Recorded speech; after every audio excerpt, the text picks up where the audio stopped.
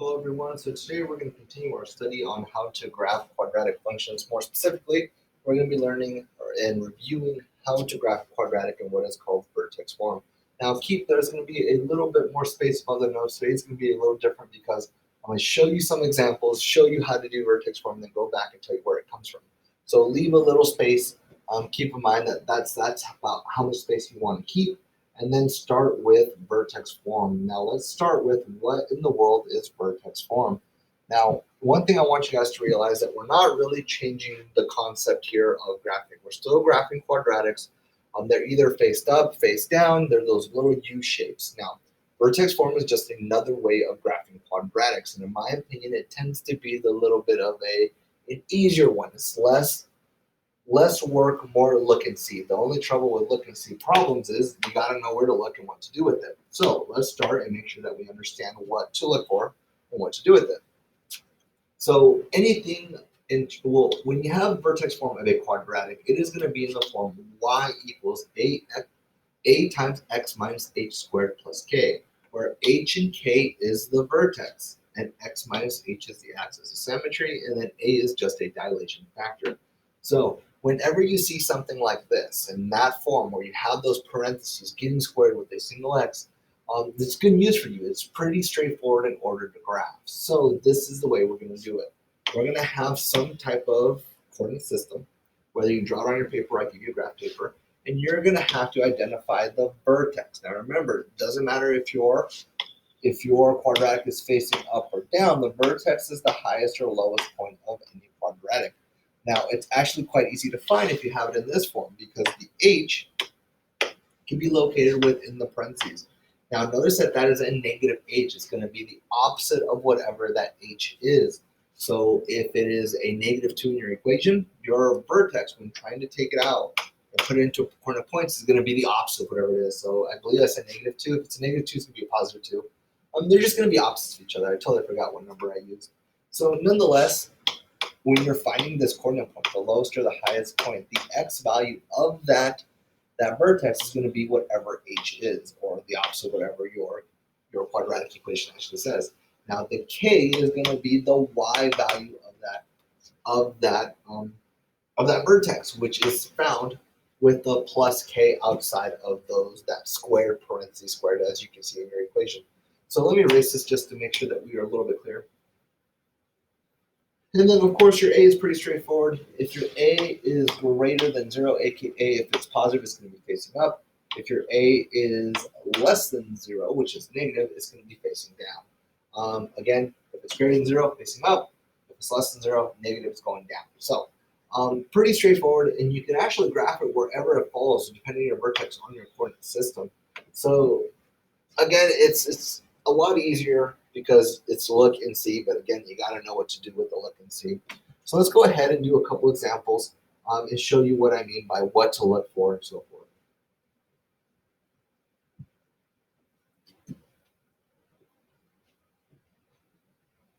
So notice that all these 6 problems are all in vertex form. It is your job to understand why they're in vertex form. And the main reason is if you ever have something like x minus 3 being squared, you pretty much have vertex form. Now let me write it on top so that way we know where to get the pieces of it. Now, whenever you're doing this, the main thing about graphing is finding the vertex. The vertex is probably the most important part of vertex form in order to do it, and hence the name. Now, I like to think of my vertex as a point, so I'm going to place it in ordered pairs.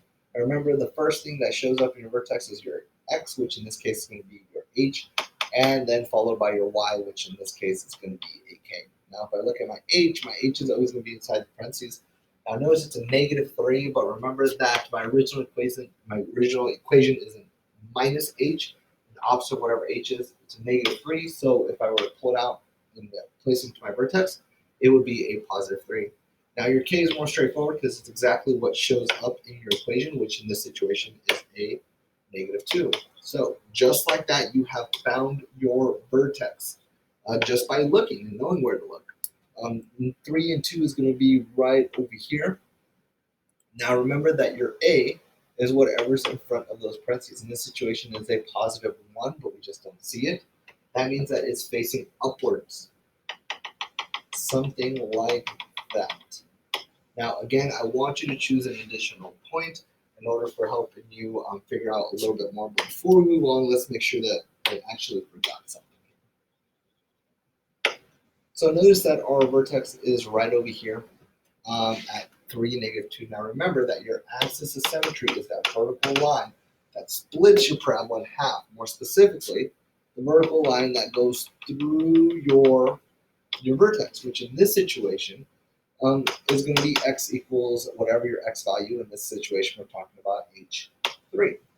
So again, I want you to be able to show me what the vertex is. I want you to be able to show me what the axis of symmetry, or be able to identify, tell me, not just through the actual graph, but through writing it down like I showed you. And I am going to grade you on the x. You have to have the x there.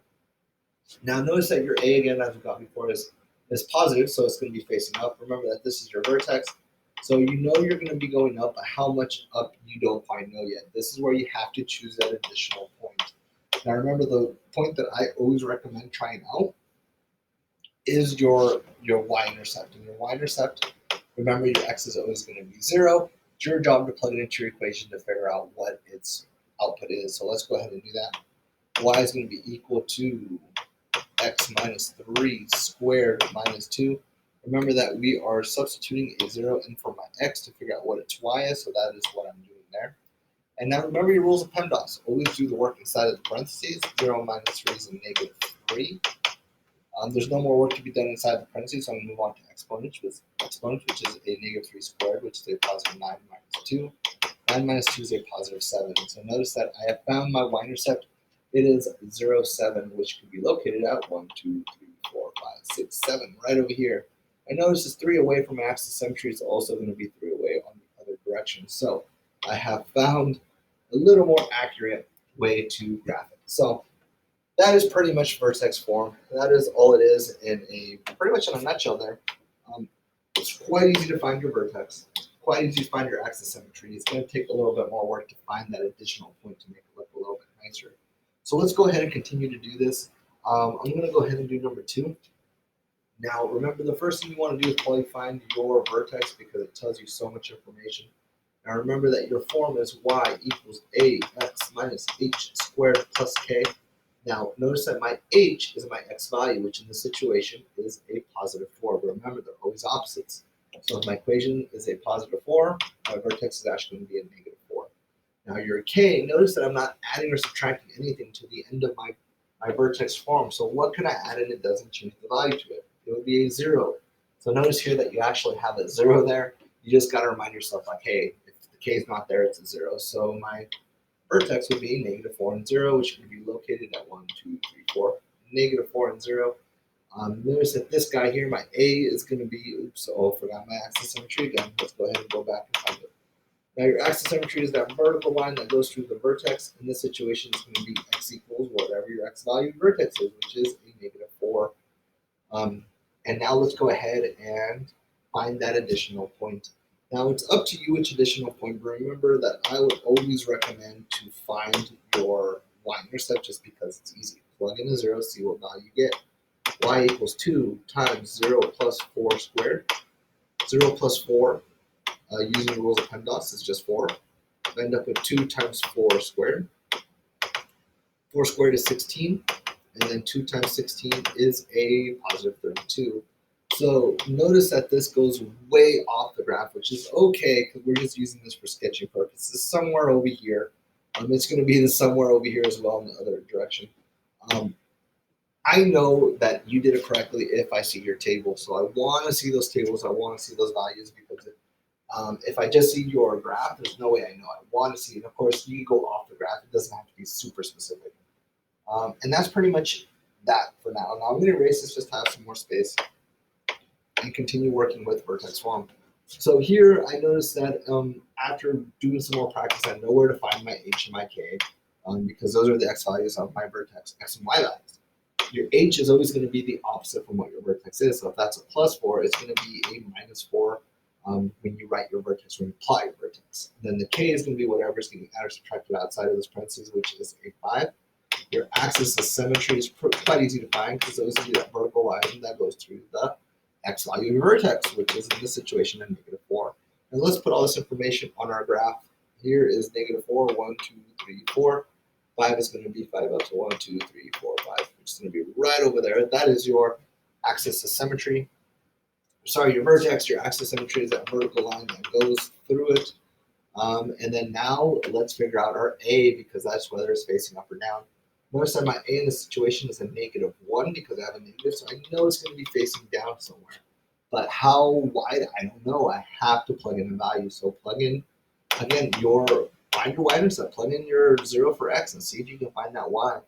So y is going to be equal to a negative whatever x is, in which in this situation is a 0, plus 4 squared plus 5.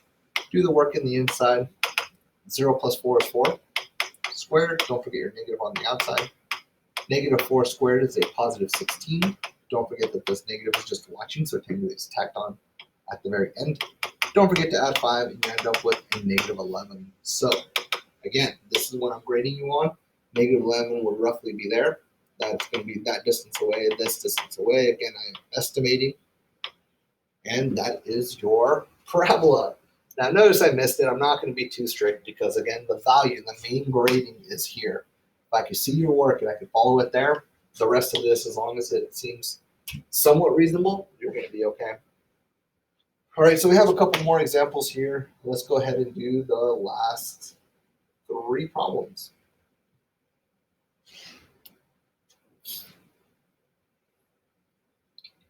Now notice that this 3 I forgot the parentheses, so just add the parentheses, that way you're not too confused. And the main reason why I'm going over these is because they're a little bit different. Notice here that I have vertex form, but it's a little incognito because I don't have my parentheses. So what I like to do is put parentheses down my x squared so I can see where my h and my k are. Now remember, your vertex are all about the h and k. You are not adding or subtracting anything within those parentheses, so that means you're technically adding a 0. Now your k again is what's adding or subtracting on the outside, so in this situation it would be a -2. Your axis of symmetry is that vertical line, that's why it's represented with an x equals. Keep in mind that your vertex and your axis of symmetry share the same x value. Let's put this information on our graph. 0, -2 is right over here, so that's our vertex. Our axis of symmetry is x equals 0, which can be located right over there. And now again, what is my A? My A is whatever's in front of the parentheses, which is a 1 in the situation. So it's going to be facing up. Now how up depends, or how wide. Now notice that this is not going to have a y-intercept because the y-intercept is that -2. You already have it. So choose any other point that you want. I just go, I don't know, 1 over or 2 over to figure out what the values are. It doesn't really matter. I'm going to do 2 just to choose 2. Y is going to be equal to x squared minus 2. Again, we'll plug it into 2. So y equals 2 squared minus 2. 2 squared is 4. And then 4 minus 2 is 2. So you end up with 2, 2. All these 2's. So I can see there that I was way off of my estimation of my original. Here was my vertex. Here's my 2. Here's my 2 on this side. Symmetrical. And that is what it should look like in terms of whiteness. So that's pretty much it. Let's just do a couple more examples that way you know it. So what I like to do sometimes is just fill in the space with missing information, because I know I'm going to be doing the vertex anyway. So I can see here that my vertex, my h would be the opposite, which in this situation would be a +3 because I originally had -3. My k would be a 0, which is right over there. My axis of symmetry is my x equal to, because it's a vertical line. Shows the same x value as my vertex, and then of course I could put all this information. 3 zeros right over here. My axis of symmetry is going straight through. And now I have to figure how wide. Now notice that this one is going to have a y-intercept because it's going to cross somewhere there. And I'm just going to go ahead and plug it in. Plug in a 0 in for my x and solve for my y. Y is going to be equal to 0 minus 3 squared plus 0. Don't really need a plus 0. I forgot that I had it there just for looks, so to speak. 0 minus 3 is just a -3. Don't forget to square it. And then -3 squared is a +9. So 0, 9 is right over here. 3 away from my axis of symmetry, so it can be 3 away to the left and the right. And that's your graph. All right, one more and we'll call it a day. We'll change colors just to say we changed colors. there is my parentheses right over there. All my information, that plus 0 in the middle, that's what my h is. I can see how that's a little more confusing because it's all jumbled up. But what I was trying to get to there is that this is the same thing as a negative whatever x is minus 0 squared plus 5 on the outside. So sometimes it's kind of helpful to fill in this information so that way you know what you're looking for. Your h and your k are right over there. You're going to use that to find your vertex. Your Again, your x is going to be your h, which is 0. Your k is exactly what it is, which is 5. Axis of symmetry is x equals 0 because they share the same x as your vertex. And now you just got to plot it. 1, 2, 3, 4, 5. 0, 5 is right over there. My axis of symmetry is going up and down. Now notice that I already know my axis of symmetry. I already know my y-intercept, but now I'm just going to choose some points to the left or the right. I'm going to choose 2 just to be consistent. So plug it in 2, figure out what your y value is. Y is going to be equal to a negative whatever x is squared plus 5. Plug in a 2. Remember, you do exponents first. 2 squared is 4. Don't forget your negative hanging out. Plus the 5. You'll end up with a positive 1. So 2 and 1 is right over here, which makes sense because, again, your a is negative 1. It's going to be facing down. 2 away this way, 2 away that way.